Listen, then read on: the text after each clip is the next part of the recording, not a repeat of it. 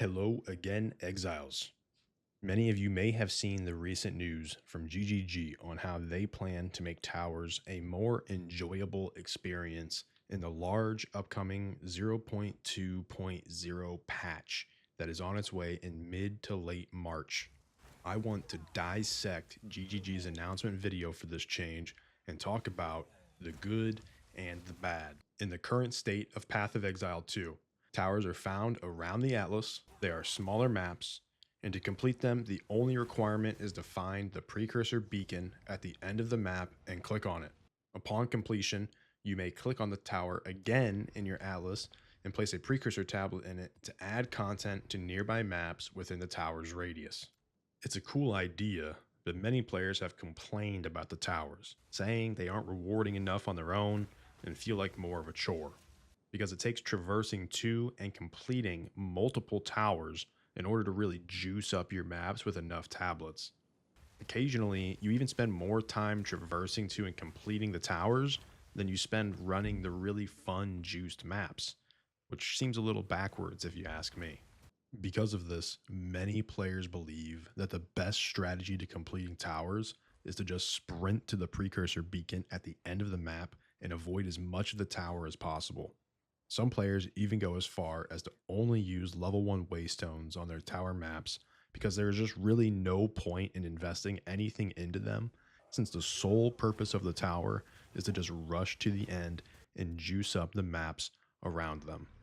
GGG have a plan to fix this, however, and while this may not be the entirety of their plan, this is all we know so far.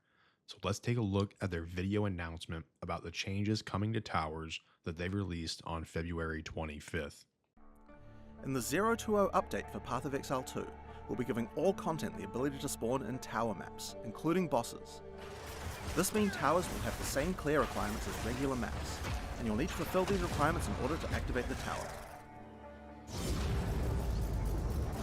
Towers will be able to randomly generate with content on the Atlas, and they'll be able to gain content from using tablets on other towers in its radius as well. Okay, now let's dissect this a bit.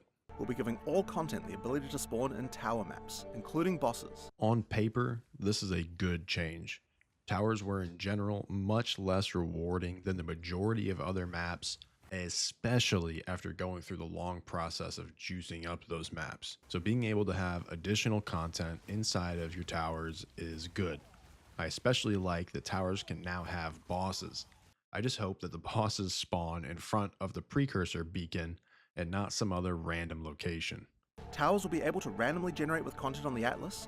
Randomly generated content inside of tower maps is just free content. So as far as I can see, it's impossible to say that this is a bad change. And they'll be able to gain content from using tablets on other towers in its radius as well. Content like Expedition and Ritual should be fairly enjoyable on most of the tower layouts, unless you get really unlucky with where the content spawns, and there's no need to even bring Delirium Mirrors up in conversation unless GGG have plans to change them and turn them into more profitable content, so we'll just skip over mirrors for now. Here's the problem though. Many players' favorite late game content to play is Breach, and many of the tower layouts are not great for Breach. A favorable Breach map is a large map that has lots of open space, not small maps, and especially not maps with tons of narrow corridors. Also, just thinking about it, I don't think it'll be a profitable decision to try and juice up your tower maps with your precursor tablets from other towers. So now, when you're trying to juice up an area of maps, in many cases, it will be more difficult for you to get the content to land on the maps you want it to, because now towers are going to be added to the pool of potential places for your content to land. All right, and now for the absolute nightmarish news about towers. This means towers will have the same clear requirements as regular maps, and you'll need to fulfill these requirements in order to activate the tower. This is absolutely horrifying. One of my largest complaints about the endgame starts with bad map layouts. But what makes the map layouts bad? And I don't really care about all of these subjective answers to this question. In my opinion, What makes certain map layouts objectively bad is when the layout has maze-like properties that unless you get very lucky with your pathing, you will likely be forced to backtrack for a rare monster that you missed along the way in order to complete the map. For me, this part of their change to towers completely overshadows everything else we just talked about. The fact that we will now be required to kill all of the rare monsters on a tower to complete it, instead of being able to just race to the precursor beacon, is dreadful to think about. Because ultimately, towers are still going to be less rewarding than a properly juiced map, and people's view on them will likely remain the same.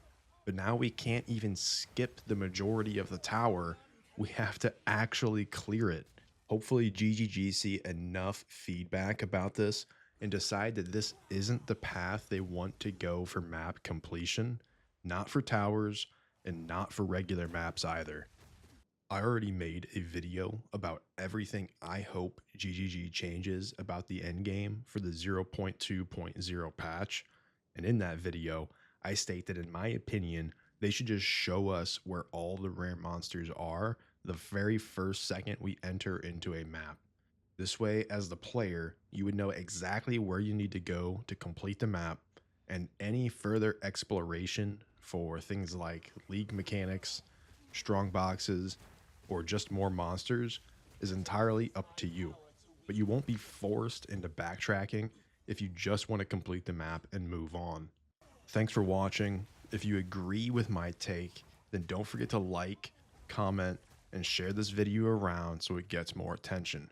If you disagree, then I'd still love to hear what you think in the comments.